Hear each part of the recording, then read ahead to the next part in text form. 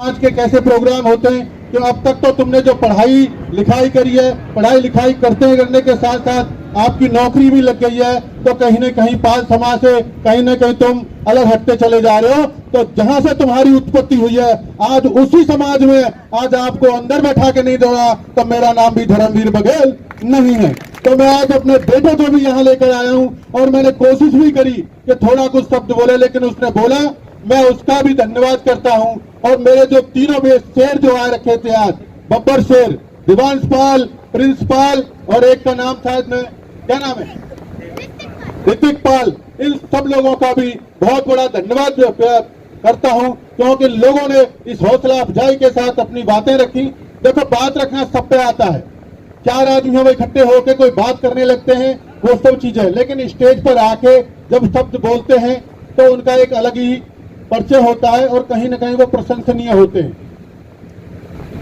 मैं आप सब लोगों को ये बताना चाहूंगा कि जिस तरह से गोला डेयरी से मेरा बहुत पुराना नाता रहा है और मैं यहाँ बहुत सारे लोगों को जानता भी हूँ। यहाँ की जो नुमाइंदगी है करीब 5 से 6 हजार लोगों की नुमाइंदगी करने वाले लोग हैं। हालांकि बहुत सारे लोग हैं अपना अच्छा कारोबार कर रहे हैं। जिस तरह के आईटी के सेक्टर में बताया था भाई राकेश पाल जी ने कि मैं आईटी सेक्टर में हूं, जिस तरह से अमित भाई है ये अपनी कंपनी चलाते हैं, तमाम लोग अपने अपने छोटे मोटे काम जो करते हैं, लेकिन आज की तारीख में कोई छोटा काम नहीं है। सब जो काम करते हैं पाल समाज के लोग, वो कहीं अपनी ईमानदारी, अपनी वफादारी और अपनी जिम्मेदारी के साथ अपने पूरे परिवार का भरण पोषण करते हैं। तो एक जोरदार तालियां पूरे पाल समाज के लिए होनी चाहिए। हम सब लोग आज इस चीज को जानते हैं कि मैं लोक माता अहिल्याबाई होलकर की आज 299वीं जयंती है। मैं आपके साथ, पूरे पाल समाज के साथ, पूरे देशवासियों को भी बहुत बहुत शुभकामनाएं देता हूं, क्योंकि ये हमारे ही समाज की नहीं, पूरे कहीं अगर विश्व के पटल पर अगर देखा जाए तो कोई ऐसी मात्र शक्ति नहीं है जिसका नाम लोक माता के नाम से जाता हो। आप जानते हो कि कितने लोग होते हैं? अरे कितने लोग होते हैं? अरे 3 ही तो लोग हैं। तीनों लोक में अगर कोई किसी देवी के साथ अगर लोक माता का नाम जुड़ा है तो वो आपके समाज की ही देवी है, जिसका नाम है पुण्य श्लोका लोक माता अहिल्याबाई होलकर। आज उनकी जन्म जयंती है, हम सब लोग इस चीज को जानते हैं। क्यों? अगर किसी महापुरुष को अगर एक ही श्रेणी में रखकर अगर तोला जाए कि जो महापुरुष होते हैं, चाहे वो डॉक्टर भीमराव अंबेडकर हो, चाहे वो अहिल्याबाई होलकर हो, चाहे भी कोई भी शाहजू महाराज भी हो, चाहे कोई भी हो, वो कभी भी किसी एक समाज में जन्म जरूर लेते हैं, लेकिन उस समाज के कभी होते नहीं है, क्योंकि वो महापुरुष होते हैं, उन महापुरुषों की श्रेणी में आते हैं, क्योंकि उनके कृत्य, उनके कार्य, उनके आचरण, उनके व्यवहार ऐसे हो जाते हैं कि उनको एक समाज की दृष्टि से छोड़कर उनको महापुरुष की श्रेणी में लाकर रख देते हैं। और ये किसी ने कहा है कि यही नहीं गिरा करते फूल किसी की झोली में, कर्म की डाली को हिलाना पड़ता है और अंधियारों को कोसने से कुछ नहीं होता गालिब, अपने बटका दिया खुद जलाना पड़ता है। क्योंकि जब तक आपके कार्य ऐसे नहीं होंगे, जब तक आपका आचरण ऐसा नहीं होगा, तब तक आपको कोई पहचान नहीं मिलेगी। अगर किसी चीज की अगर हम बात करते हैं, ये प्रोग्राम कह रहे थे कोई भाई कि ये प्रोग्राम भाई छोटा है, लोग नहीं आए। प्रोग्राम कोई छोटा या बड़ा नहीं होता, लेकिन जिन भाइयों ने हिम्मत जुटाई, जिन्होंने आर्थिक सहायता दी, जिन्होंने अपना मेहनत करी और मेहनत करने के साथ साथ जिन्होंने अपना पैसा भी लगाया, तो ये प्रोग्राम उन सबको शोभा बढ़ाने वाला है।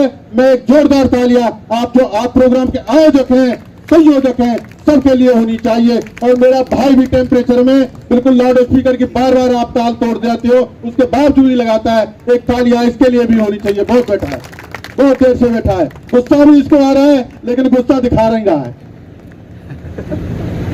इस चीज को देखते हुए हम अब बात करते हैं जैसे समाज की या लोक माता अहिल्याबाई की। आप सब लोग जानते हो कि ऐसी कोई देवी नहीं है जिसका कहीं न कहीं डंका आजकल भारतवर्ष में नहीं पूरे विश्व में मच रहा है। भारतवर्ष की छोड़ो, अंतरराष्ट्रीय पटल पर अगर बात करें तो अमेरिका में भी आपको ये फक्र होगा, आपको भी कहीं न कहीं सुख होने की सपने की आवाज होगी कि ये लोक माता अहिल्याबाई की 299वीं जयंती कृष्ण रावत जी अब के वाशिंगटन में भी मनाई जा रही है। तो एक जोरदार तालियां जो विश्व के पटल पर लोक माता अहिल्याबाई का नाम कहीं ना कहीं स्मरण करवा रहे हैं लोगों को, उनके लिए भी होनी चाहिए। हम सब लोग इस चीज को जानते भी हैं। अगर किसी भी महापुरुष को देखते हैं या किसी राजा को देखते हैं तो आपको कहीं जो लोक माता अहिल्याबाई ने करके दिखाया वो कहीं कहीं किसी भी राजा के पक्ष में नहीं आता है। अगर मैं बात करूं न्यायोचित की बात करूं तो ऐसी कोई आपको न्यायोचित जो कहीं भी राजा पूरे इतिहास में कहीं नहीं मिलेगा जिसने एक आप सब लोग जानते हो गाय और बछड़े का जो प्रसंग है जिसने कहीं दिखा दिया था कि हाँ मेरे बेटे के ने अगर गलती करिए तो मेरे बेटे को भी वही दंड मिलना चाहिए। तो पूरे विश्व के इतिहास में आपको एक ही देवी मिलेगी जिसने अपने बेटे को भी मृत्यु दंड देने के लिए अपनी कोई कोर कसर नहीं छोड़ी। तो ऐसी न्याय की देवी जो हमारी लोक माता अहिल्याबाई थी। अगर आराध्य की मैं बात करूं तो अगर आराध्य में आप देखो जाओगे कि बहुत सारे लोग महापुरुष हुए हैं, लेकिन महापुरुषों के साथ अगर ये एक ऐसी ही देवी है जिसके हाथ में हमेशा शिवलिंग रहता है। विश्व के पटल पर भी आप कहीं भी देख लो एक हाथ में शिवलिंग है। जब इनके पति का देहांत हो गया, ससुर जी का देहांत हो गया, सब लोग जानते हैं कि नारी अबला होती है, लेकिन उस टाइम अगर 1735 की मैं बात करूं तो इन्होंने दिखा दिया कि नारी शक्ति अगर चाहे, अगर ये नारी शक्ति चूड़ी पहन सकती है तो ये नारी शक्ति अपने हाथ में अपने समाज के लिए, अपने राज्य के लिए तलवार भी उठा सकती है। और उन्होंने 1935 में यही तलवार उठा ली थी। आप सब लोग इस चीज को जानते हो, इतिहास को। राघव राव लड़ने के लिए आ गया था, राघव राव से बोल दिया था कि मेरे पास नारी शक्ति की पूरी सेना है और तेरे पास पूरी की पूरी पुरुषों की सेना है।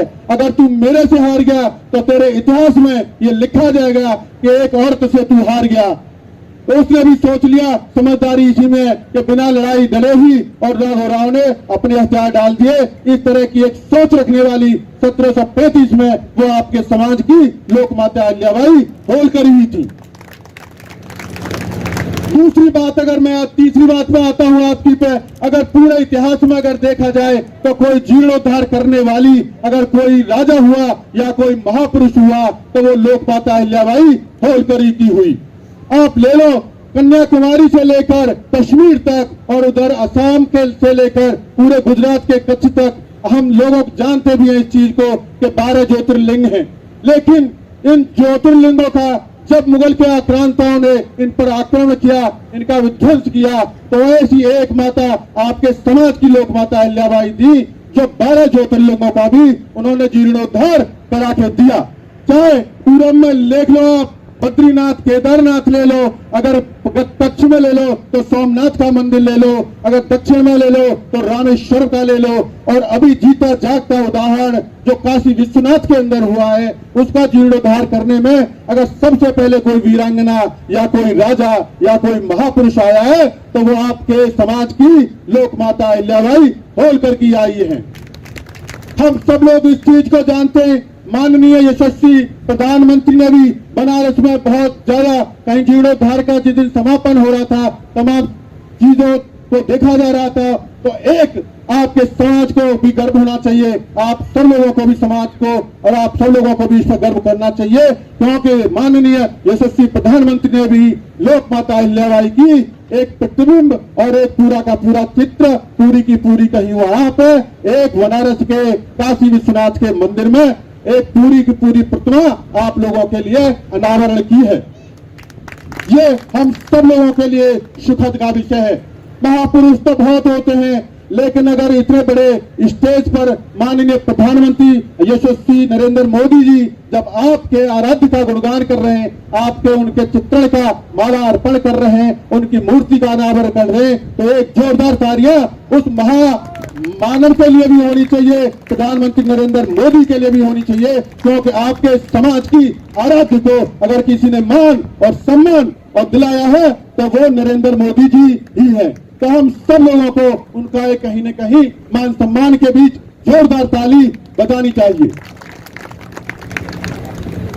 बात अगर लोक माता अहिल्याबाई की अगर आपके जीवन में अगर जीवित किसी भी चीज को लेकर चले जाएं, अगर उस चीज में कहीं न कहीं लोक माता अहिल्याबाई का कहीं ना कहीं प्रसंग ऐसा होगा वो आप सब लोगों को, हम सब लोगों को ये सीख देता है कि अगर आप इस रास्ते पर चलोगे तो कहीं ना कहीं जरूर आपको सफलता होगी। किशन शेरावत जी, मैं बताना चाहता हूं आपको कि संकल्प जिसका दृढ़ होगा, संकल्प जिसका दृढ़ होगा और युक्ति जिसकी सही होगी, वही आगे वीर, गडरिया वीर कहलाएगा। हम लोग इस चीज को जानते हैं, कह सकते हैं इस चीज को कि रात नहीं ख्वाब बदलता है, रात नहीं ख्वाब बदलता है, मंजिल नहीं कारवा बदलता है। और जज्बा रखो जीत का, क्योंकि एक दिन बदले ना बदले लेकिन वक्त गडरिया समाज का भी जरूर आता है, जरूर आता है। हम सब लोग इस चीज को